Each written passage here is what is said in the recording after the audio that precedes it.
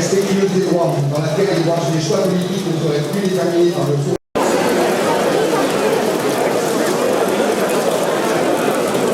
Vous avez des publications ?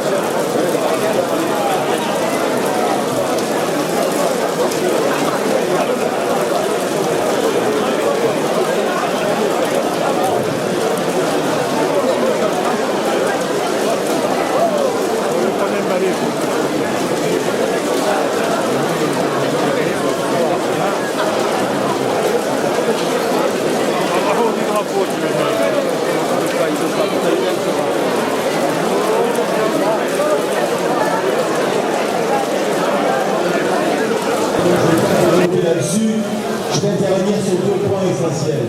Un, la question de la dépense publique. Je crois que dans nos discussions et dans nos propositions, il est essentiel que nous réhabilitions la dépense publique. Oui, l'impôt est nécessaire. Oui, vive l'impôt. Mais il faut une autre impôt, une autre fiscalité pour une meilleure redistribution de richesse et machines, en la rendant ainsi impossible à toute reprise. Par leur exemple, et par la nouvelle possibilité de reprise qui s'annonce, nos camarades prouvent encore une fois que c'est la lutte, et uniquement la lutte, qui peut permettre aux travailleurs de vaincre les logiques capitalistes qui ne cherchent qu'à accroître le profit du patronat et à assumer le gouvernement de lutte. Je voudrais juste terminer sur le phrase de Marie-Jean Piquet. Et tous, car si aujourd'hui nous sommes réunis ici, au Moulin Morel, et que nous avons bravé, bien entendu... La présence ici, c'est d'abord l'engagement dans le soutien, non seulement des salariés des Moulins Morel qui se battent pour non seulement garder cette entreprise et cette production, mais aussi l'emploi et tous les emplois induits. C'est la démonstration, en tout cas, que l'action syndicale et sociale conjuguée à l'action politique peut réussir. Et on a dans le département un exemple avec les Fralib, qui après 1336 jours de lutte eh bien, sont en capacité aujourd'hui, dans le cadre d'une SCOP, de reprendre la production. Et donc voilà, c'est une présence dans ce carrefour de lutte qui est le symbole de la lutte contre l'austérité, de la résistance contre la finance. C'est le symbole de la bagarre justement pour l'emploi, et une bagarre d'autant plus légitime que l'argent existe dans ce pays, mais qu'il faut se battre et créer un rapport de force pour une plus juste répartition des richesses. Et ce qui est peut-être symbolique et important aujourd'hui, particulièrement ici à Marseille et dans les Bouches-du-Rhône, c'est un rassemblement social, associatif et politique qui doit peut-être réinventer aussi de nouvelles pratiques démocratiques alliant lutte syndicale, mouvement associatif et action politique pour l'intérêt général et donc pour le bien-être. Et pour le progrès social. J'ai compris ceci. Lorsqu'il met sa police et sa justice à disposition des capitalistes, en criminalisant les militants syndicaux, en chassant les salariés de leur boîte en lutte qu'ils occupent, comme ici au Moulin Morel, en réprimant ou en interdisant les manifestations, et pire encore maintenant, en tuant le mouvement social. Complice aussi, et on va se dire entre nous camarades, certaines organisations syndicales qui offrent une ovation à Manuel Valls au moment de parler des réformes de la terre. Je commence par vous féliciter par le fait que nous soyons réunis pour discuter de la portée des luttes et de la manière de les continuer sur le département, avec un petit regret toutefois que nous ne soyons pas arrivés à combiner ça avec la mobilisation qu'il y a eu dans tout le pays de lutte contre l'austérité. Les commissions locales qui font que ça n'a pas été possible, c'est dommage. Mais il y a aussi ici une unité qui s'est constituée, qui est plus large qu'à l'échelle nationale et qu'il faut sauvegarder à tout prix parce que les coups que nous prenons ne cessent pas, qui ne peuvent que s'accentuer. Il n'y a qu'à voir ce que les grandes craintes qui passent maintenant sur la SNCM pour savoir que la lutte ne va pas s'arrêter aujourd'hui. Elle va se poursuivre du point de vue de la défense des intérêts des uns et des les autres, tout en comprenant une chose, c'est que ceux qui avaient des hésitations pour savoir avec qui on pouvait lutter, contre qui on avait à lutter, en mettant la réponse du gouvernement et du côté des adversaires. Et donc, il faut prendre conscience de ça, faire en sorte de trouver les moyens à la fois de résister à ces politiques, ce qui n'est pas facile évidemment, et aussi, ce qui est encore plus difficile mais indispensable, de dresser une perspective en positif, permettant de faire en sorte que l'espoir se lève à nouveau dans notre pays, comme il s'est levé dans des pays voisins, où la situation est beaucoup plus difficile que chez nous, mais où les issues commencent à se manifester, comme en Grèce ou en Espagne, dans des conditions très différentes, mais ce sont des pays qui sont proches de nous culturellement, politiquement, et il faut regarder de près ce qui peut être possible, parce que c'est indispensable que ceci soit fait ici. Le risque est simple, c'est pas que la politique du gouvernement puisse conduire à une victoire du Parti Socialiste, c'est totalement exclu, ça ne peut être que l'inverse, mais il y a le danger du Front National, et donc de savoir si en définitive la contestation de ce qui se passe laissera la porte ouverte à l'extrême droite ou à une remontée de la gauche radicale, c'est l'enjeu que nous avons à discuter tous les uns et les autres. Et ces complices, on le sait, ils nous veulent soumis. D'où vient le mot de gauche. Parce que si nous sommes tous ici, c'est parce que nous sommes de la gauche.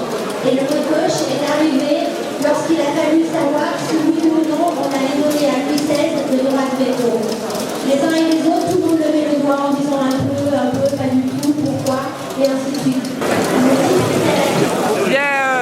Aujourd'hui, c'est une belle journée de carrefour de lutte au Moulin-Morel, un lieu symbolique.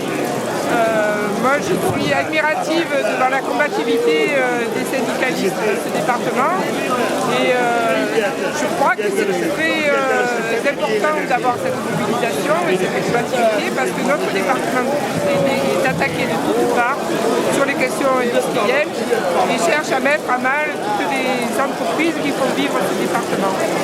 Les Moulins-Morel, c'est un nouveau symbole, comme pu l'être à un moment les Fralib, de cette volonté de faire,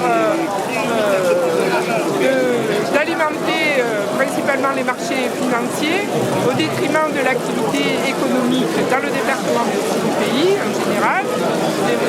Notre département des Bouches-du-Rhône est vraiment attaqué, vraiment est remis en cause. Il semblerait qu'on cherche à faire de ce département un département purement touristique et où les grandes fortunes pourront trouver leur place. Or, aujourd'hui, on a des entreprises qui sont là et qui sont viables, qui peuvent faire vivre des centaines de familles dans ce département.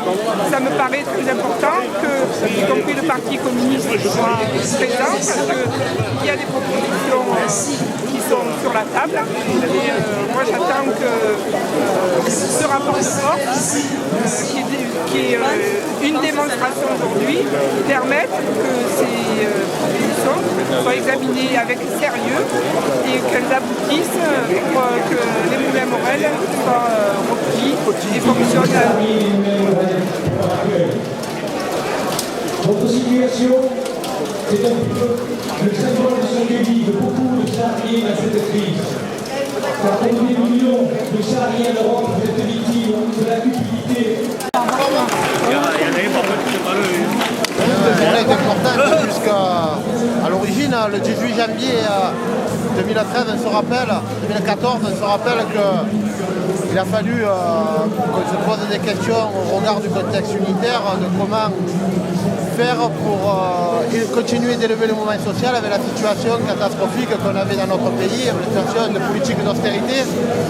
Et donc pour nous, on est toujours dans ce processus de mobilisation qui a permis aussi de fortes mobilisations et au niveau national et au niveau départemental, mais notamment départemental où on voit que ce processus de mobilisation il plaît et il plaît aux syndicats, il permet aussi de conforter par rapport au débat d'idées pour lever les consciences parce qu'aujourd'hui c'est nécessaire pour justement démontrer qu'il y a d'autres choix qui sont possibles que ceux qu'on nous prédit. Voilà. Donc pour nous c'est clair que cette journée est importante, il va y en avoir encore d'autres, puisqu'on n'a plus le choix. Et la qualité de toutes les interventions, il démontre que oui, on a des intérêts communs, on a des convergences communes.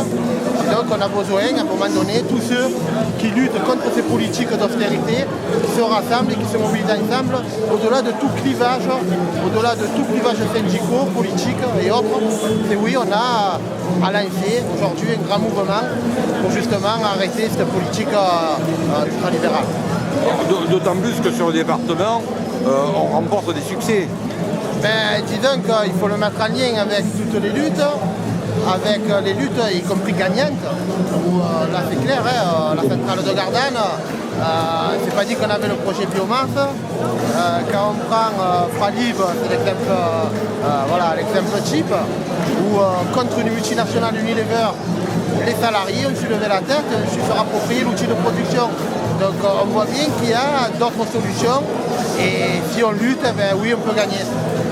Donc c'est une journée d'espoir aujourd'hui. C'est une journée d'espoir. C'est une journée, comme je dis, qui est dans la continuité, qui en appelle d'autres. Donc voilà, le but c'est de ne pas lâcher et de poursuivre pour le progrès.